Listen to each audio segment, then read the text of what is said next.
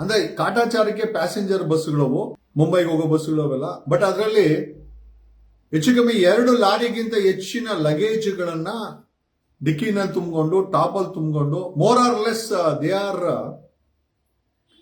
They work like A carriage ಬಸ್ಗಳು.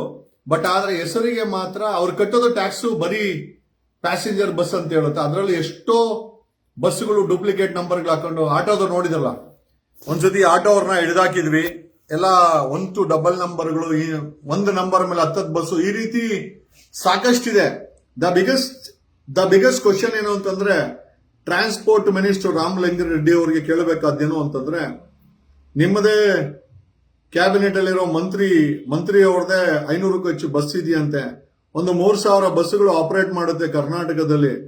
99.99% ಬಸ್ಸುಗಳು ಲಗೇಜ್ಗಳನ್ನು ತುಂಬಿಕೊಂಡು, ಮೊನ್ನೆ ಕರ್ನೂರಲ್ಲಿ ಈ ಒಂದು ಅನಾಹುತ ಆಗ್ಲಿಕ್ಕೆ, ಬೆಂಕಿ ಅನಾಹುತ ಆಗ್ಲಿಕ್ಕೆ, ಸುಟ್ಟು ಕರ್ಕಲಾಗ್ಲಿಕ್ಕೆ ಆ ಬಸ್ಸಲ್ಲಿದ್ದಂತ ತುಂಬಿದಂತ ಲಗೇಜ್ ಇದೆಯಲ್ಲ, ಲಗೇಜು ಮೇಜರ್ ಕಾರಣ.